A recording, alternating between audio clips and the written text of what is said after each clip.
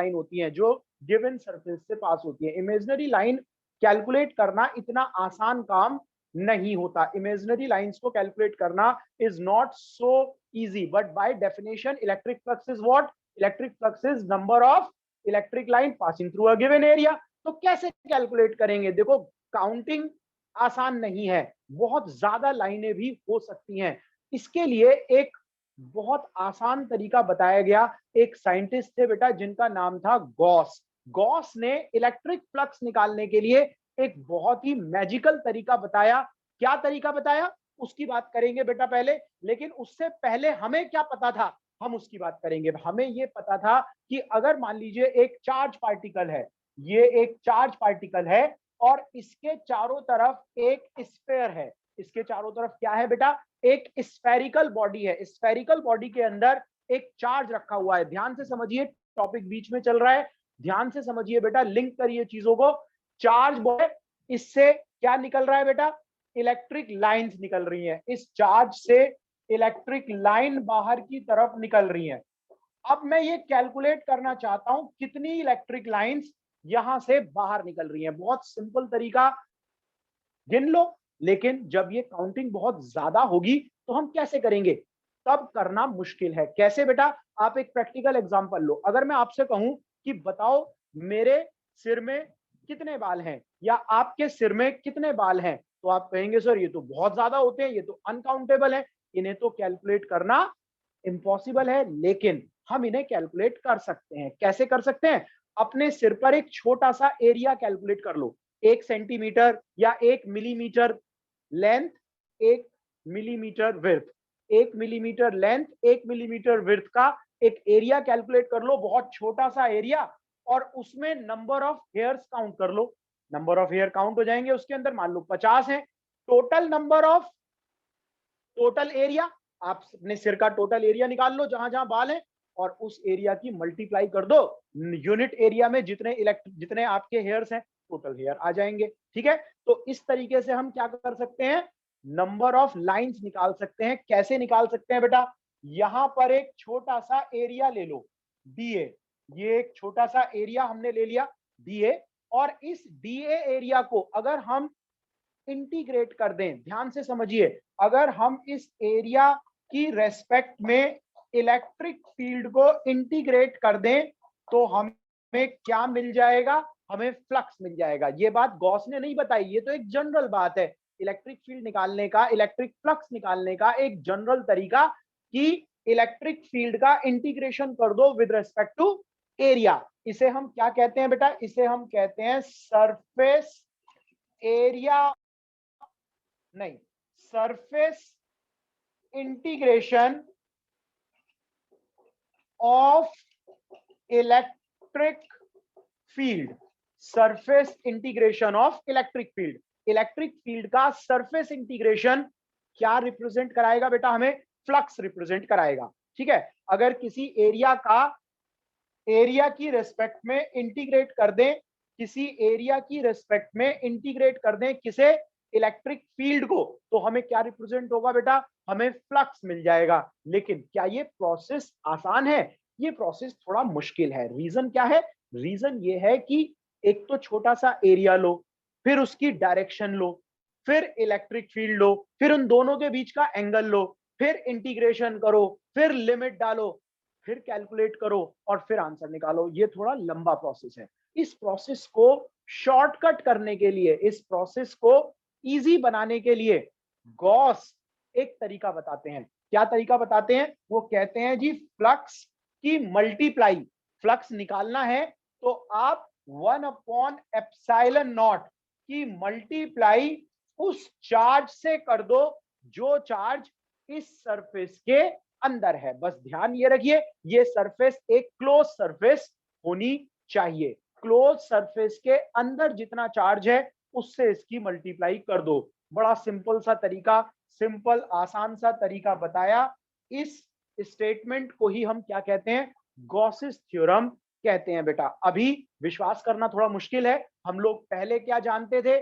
Flux निकालने का तरीका, इलेक्ट्रिक फील्ड का integration with respect to area, flux निकलता है।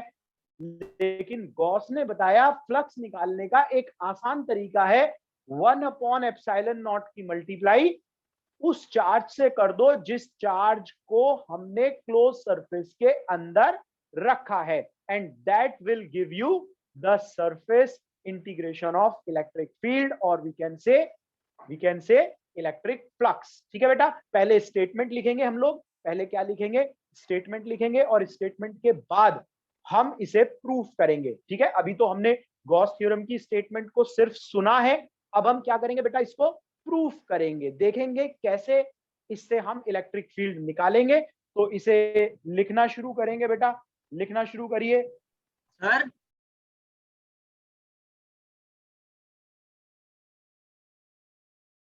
सर इस वैल्यू को प्रूफ करूंगा और फिर हम क्या करेंगे बेटा, हम इसे अप्लाई करेंगे, इसकी एप्लीकेशन, और बहुत सारी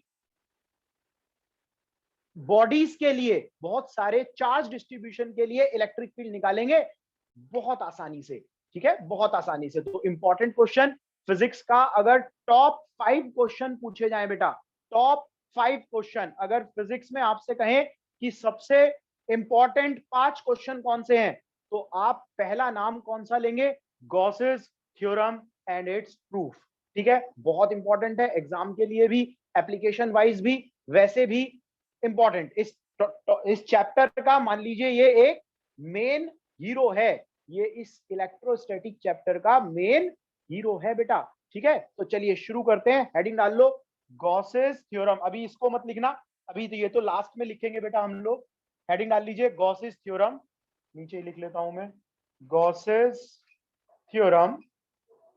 लिखिए बेटा इसमें, according to this theorem, according to this theorem, according to this theorem, सबको लिखना है बेटा, नोट्स बनाने हैं ढंग से, प्रॉपरली नोट्स बनाने पड़ेंगे। According to this theorem, the surface integration, the surface integration of electric field, surface integration of electric field, according to this theorem, the surface integration of electric field, that is flux, for a closed surface, for a closed surface, किसी closed surface के लिए surface integration of electric field for a closed surface is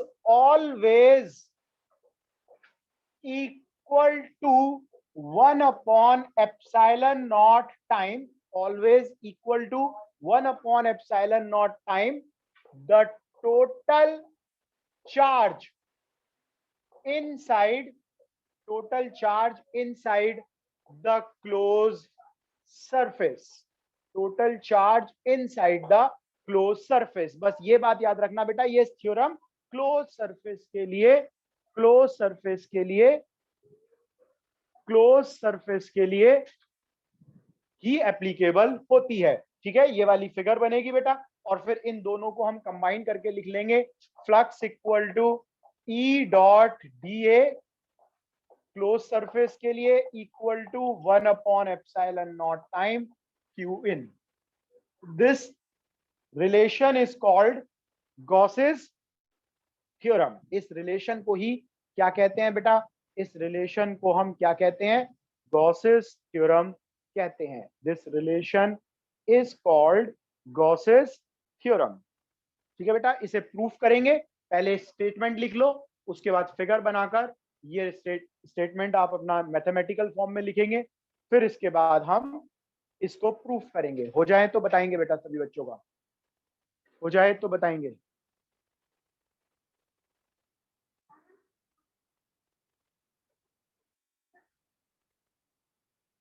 Let consider a point charge, let consider a point charge Q is placed at the center, at the center of a sphere of radius r। एक r radius का sphere है चलिए एक are radius का sphere ले लेंगे बेटा, उसके सेंटर पर एक चार्ज रखा है, आर रेडियस का स्फीयर, उसके सेंटर पर एक चार्ज रखा हुआ है बेटा, ठीक है, इसके सेंटर पर एक चार्ज रखा हुआ है। अब हम क्या करें बेटा, इलेक्ट्रिक फील्ड पूछी जा रही है, सरफेस पर इलेक्ट्रिक फील्ड कितनी होगी, electric field, electric field on the surface कितना आएगा बेटा, सरफेस पर इलेक्ट्रिक फील्ड कितना आएगा, इस चार्ज की वजह से यहां इलेक्ट्रिक फील्ड कितना आएगा, E is equal to 1/4πε0 Q upon R square. Point charge की वजह से इलेक्ट्रिक फील्ड निकालना सीखा था बेटा हम लोगों ने, 1/4πε0 Q upon R square. Electric field इस पॉइंट पर हमारे पास आ गया, ठीक है बेटा। यहां से लाइनें निकल रही हैं बहुत सारी, मुझे फ्लक्स निकालना है इस सरफेस का, तो मैंने अपना ट्रेडिशनल तरीका जो मुझे सिखाया गया था कि फ्लक्स निकालने का तरीका क्या होता है, फ्लक्स निकालने का तरीका होता है एक छोटा सा एरिया ले लो यहां पर डीए, और इस डीए का इंटीग्रेशन कर दो विद रेस्पेक्ट टू इलेक्ट्रिक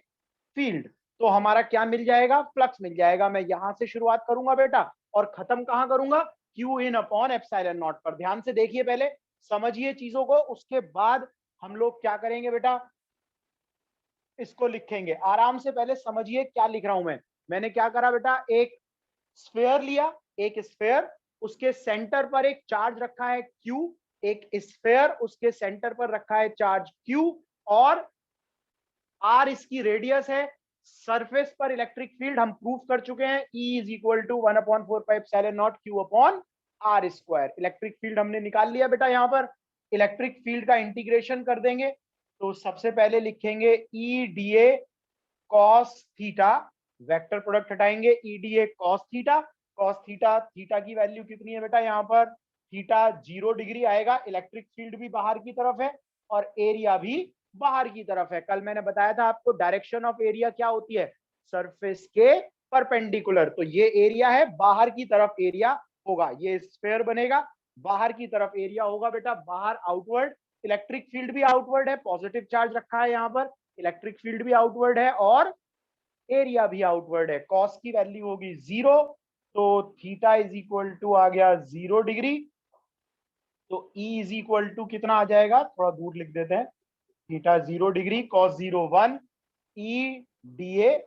और E की वैल्यू डाल देंगे बेटा, क्या डालेंगे, 1/4πε0 Q upon R square D A, 1/4πε0 Q upon R square into D A, ठीक है। कांस्टेंट बाहर निकाल लो बेटा, यहां से 4πε0 कांस्टेंट है, चार्ज कांस्टेंट है, आर स्क्वायर कांस्टेंट है, अंदर बच गया इंटीग्रेशन ऑफ डीए, डीए का इंटीग्रेशन 0 से 4 आर स्क्वायर के लिए, 4πε0 Q upon R square, D A का इंटीग्रेशन ए 0 से 4 R square, 4πε0 Q upon R square, 4 R square minus 0, 4 R square minus 0, 4 से 4 कट गया, आर स्क्वायर से आर स्क्वायर कट गया, क्या बच गया बेटा, 1/ε0 into Q in, 1/ε0 into Q in.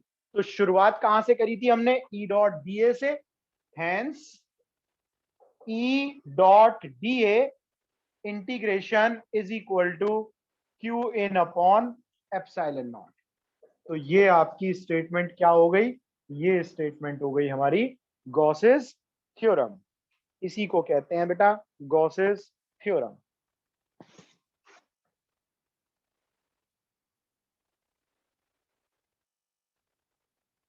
पढ़ा था force between the two charge is directly proportional to the product of two charges and inversely proportional to the square of distance between them. Now we are deriving the Coulomb's law by using Gauss's theorem. कितना important question है बेटा, Gauss theorem से, अभी तो हम पिछले topic में क्या पढ़ रहे थे, गॉस थ्योरम को ड्राइव कर रहे थे, now we will derive the Gauss theorem, we will derive the Coulomb's law by using Gauss's theorem. तो हेडिंग डाल लीजिए बेटा यहाँ पर, derivation of Coulomb law by using Gauss's theorem, derivation of Coulomb's law by using Gauss's theorem. ठीक है बेटा, पहली बस derivation of Coulomb's law by using